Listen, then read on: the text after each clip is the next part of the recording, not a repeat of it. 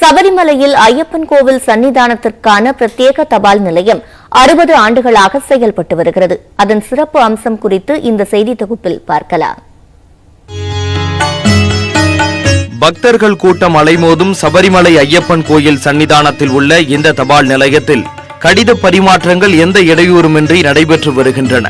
கடந்த 1963ஆம் ஆண்டு நவம்பர் 16ஆம் தேதி தொடங்கப்பட்ட சன்னிதான தபால் நிலையம் தற்போது 60 ஆண்டுகளை எட்டியுள்ளது. இந்த தபால் நிலையத்திற்கு நாள்தோறும் சராசரியாக 70 மணி ஆர்டர்களும் 150 கடிதங்களும் வருகின்றன. அதில் கோரிக்கைகள், குறைகள், விருப்பங்கள் என ஐயப்பனை கடிதம் மூலம் பக்தர்கள் தொடர்பு கொள்கின்றனர். மேலும் சபரிமலை ஐயப்பனை தனது குடும்பத்தில் ஒருவராக நினைத்து சுப நிகழ்ச்சிகளுக்கான அழைப்பிதழ்களும் அனுப்பப்படுகின்றன. ஐயப்பனுக்கு அனுப்பப்படும் இந்த கடிதங்களை தேவசம் செயல் அலுவலர் தபால் நிலையத்தில் இருந்து பெற்றுக் கொள்கிறார்.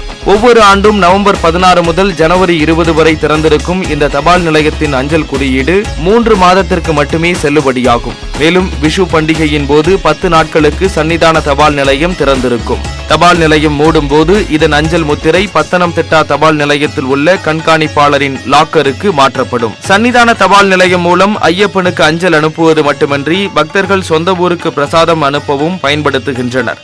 அப்பம், அரவணை போன்ற பிரசாத பொருட்களை ஐயப்ப பக்தர்கள் தபால் நிலையம் மூலம் விருப்பமானவர்களுக்கு அனுப்புகின்றனர். மற்ற தபால் நிலையங்களை போன்று சன்னிதான தபால் நிலையத்திலும் போஸ்ட் பேமெண்ட் வசதி உள்ளது.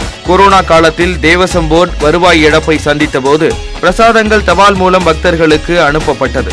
இதன் மூலம் தேவசம் போர்டுக்கு கோடிக்கணக்கில் வருவாய் ஈட்டிக் கொடுத்த பெருமையும் இந்த தபால் நிலையத்திற்கு உண்டு.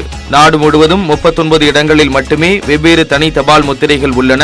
அதில் சன்னிதானத்தில் உள்ள இந்த தபால் நிலையமும் ஒன்று. குடியரசுத் தலைவருக்கு பிறகு ஐயப்பன் கோயில் சன்னிதான தபால் நிலையத்திற்கு தான் தனி அஞ்சல் குறியீடு உள்ளது. இத்தகைய சிறப்பு வாய்ந்த தபால் நிலையத்தின் அஞ்சல் குறியீடு 6,89,713 ஆகும். நியூஸ் 18 தமிழ்நாடு செய்திகளுக்காக செய்தியாளர் சஜயகுமார்.